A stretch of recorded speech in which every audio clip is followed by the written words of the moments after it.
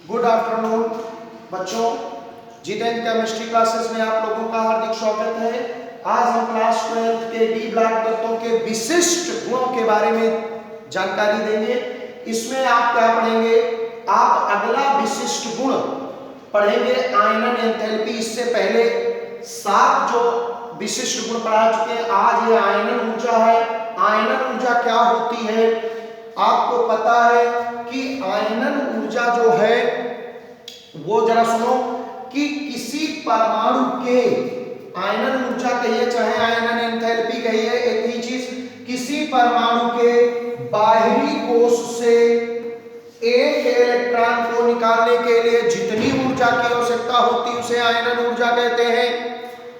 क्या है आयनन ऊर्जा? आप बताओ। ये नाभिक है, नाभिक पर प्लस चार्ज होता है प्रोटॉन के कारण, और इलेक्ट्रॉन पर कैसा होता है? माइनस चार्ज होता है। नाभिक जो है प्रोटॉन इलेक्ट्रॉन को अपने धन आवेश के कारण खींचना चाहता है और खींचता रहता है।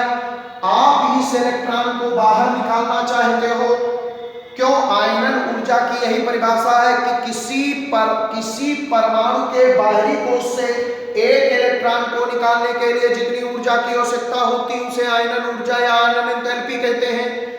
आप इलेक्ट्रॉन को बाहर निकालना चाहते हो, नाभिक उसे खींच रहा है। जब नाभिक के आकर्षण बल से आप ज्यादा ऊर्जा लगा दोगे तभी इलेक्ट्रॉन निकल पाएगा। इसी बेस पे ये आगे परिभाषा दी है। जरा इसको देखो, क्या परिभाषा है, जरा सुनिए। ये लिखी है कि आयनन एंथैल्पी क्या होती है? संक्रमण तत्वों में बाएं से दाएं जाने पर संक्रमण तत्व कहां से होते हैं? आपने पढ़ा है ग्रुप नंबर 3 स्कैंडियम 21 से लेकर स्कैंडियम 21। यहां पर देखो ये लिखा है स्कैंडियम 21 से लेकर के, और ये कापर 29, ये ग्रुप नंबर कितना है? 11। 7 9 2 11 और 2 1 3, तो ये ग्रुप नंबर 3 है, ये ग्रुप नंबर 11 है। आप बताओ, 21 से पीछे लेक्चर में पढ़ा चुके हैं, 21 से लेकर के 32 तक के जितने सदस्य हैं ये संक्रमण तत्व होते हैं।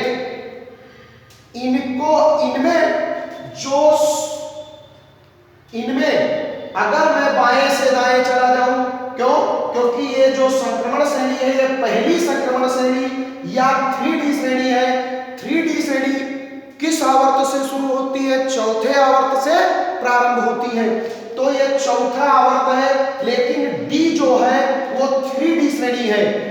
अब आप जरा देखो, अगर इस आवर्त में मैं स्कैंडियम से कापर तक चला जाऊं तो आयनन एंथैल्पी बढ़ती है, क्योंकि आवर्त में बाएं से दाएं जाने पर परमाणु त्रिज्या या साइज घटती है, और साइज घटेगी तो आयनन ऊर्जा बढ़ेगी। आप जरा देखो, लिखा है संक्रमण तत्वों में बाएं से दाएं जाने पर आयनन एंथैल्पी का मान बढ़ता है। स्कैंडियम, फिर टाइटेनियम, फिर बेरिलियम, फिर क्रोमियम, फिर मैंगनीज, ऐसे करके आयनन एंथैल्पी सामान्यतया बढ़ेगी। फर्स्ट आयनन ऊर्जा मतलब पहला इलेक्ट्रॉन बाहरी कोश से जब निकालोगे तो आयनन एंथैल्पी क्या होगी?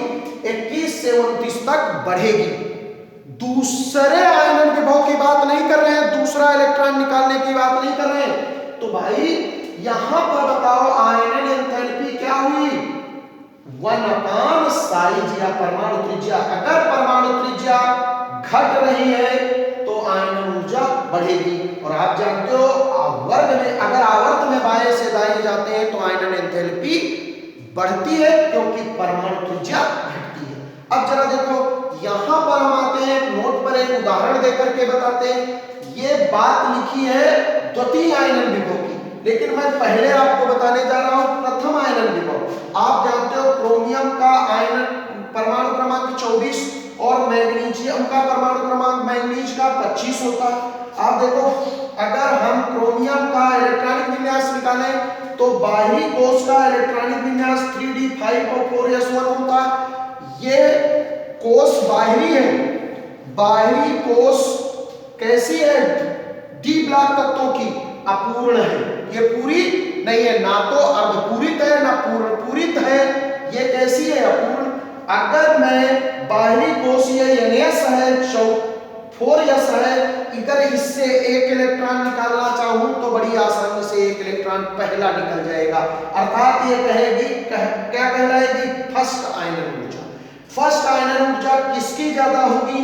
अब आप देखो मैग्नीज का निकाल रहे हैं 3d5 4s2।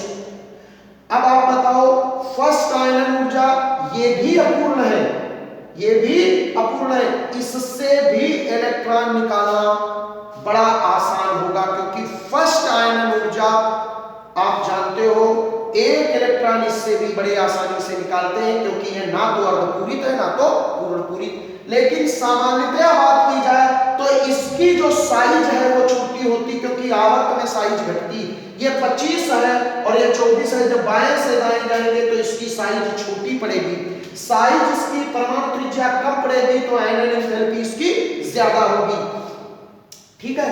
अब अगर मैं दूसरा आयनन विभव निकालूं, मतलब किसी पर नाभिक से अब अगर पहला इलेक्ट्रॉन निकाल दिया, अब दूसरा इलेक्ट्रॉन निकालूंगा, तो आप जरा देखो, जब दूसरा इलेक्ट्रॉन निकालूंगा तो इससे मान लीजिए एक इलेक्ट्रॉन तो निकल गया, अब कौन बना? 3d5 और 4s0। अब आप बताओ, अब ये d देखो कैसा हो गया? अर्धपूरित, और अर्धपूरित और पूर्ण पूरित कक्षकों का जो स्थायित्व होता है वो ज्यादा होता है, इसलिए इससे अब इलेक्ट्रॉन निकालना आसान नहीं होगा, इससे अब आसान नहीं होगा निकालना। और इससे देखो अगर एक इलेक्ट्रॉन निकलने के बाद क्या बचेगा? 4s1, और ये देखिए अर्धपूरित है, ये अर्धपूरित नहीं अपूर्ण है। अब देखो इसका आयनन विभव अर्धपूरित है, इसका कैसा है? अपूर्ण है। अब इससे इलेक्ट्रॉन निकालना कठिन होगा, क्योंकि इसकी स्थायित्व तो ज्यादा और इसका स्थायित्व तो कम है, तो द्वितीय आयनन विभव किसका ज्यादा होगा? क्रोमियम का। और फर्स्ट आयनन विभव किसका ज्यादा होगा? मैग्नीज का। उसी प्रकार से इसमें भी है, इसमें कापर और जिंक में। कापर जो है इसका बाहरी कोश का इलेक्ट्रॉनिक विन्यास क्या होता है? 3d9 और 3d9 और 4s1, और इसका कितना होता है? 3d10 4s2। अब आप बोलो इससे अगर इलेक्ट्रॉन निकालें तो ये देखिए अपूर्ण है, यस में अकेला है, डी में 9 है, अगर डी में 5 होते तो भी ठीक था, यस में देखिए 1 है, इससे बड़ी आसानी से इलेक्ट्रॉन निकल जाएगा। लेकिन इसकी दोनों कोसें क्या है? भरी है। जब दोनों कोसें पूर्ण है अर्थात ये स्थायित्व को प्राप्त हो गया, इससे इलेक्ट्रॉन निकालना कठिन होगा, तो फर्स्ट आयनन विभव किसका ज्यादा है? जिंक का। किसका? जिंक का। अब देखो अगर मैं द्वितीय आयनन विभव निकालूं, किसी कारणवश मैं इसका एक इलेक्ट्रॉन निकाल दूं, तो आप बताओ ये तो बनेगा 3d क्या होगा? यहां पर 9 क्या होगा? 3d9, और ये कौन होगा?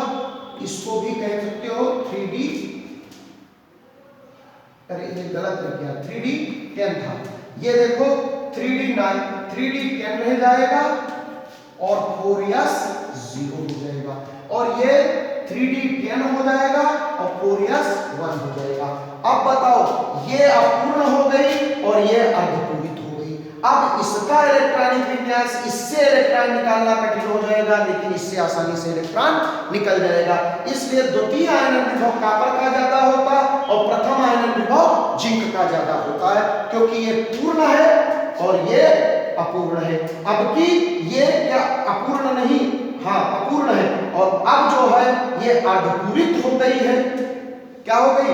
अर्धपूरित क्या है? पूर्णपूरित बन गई। अभी डी में कितने हो गए? 10, ये पूर्णपूरित है, और ये कैसी है? अपूर्ण, क्योंकि इसमें यस में भी इलेक्ट्रॉन है।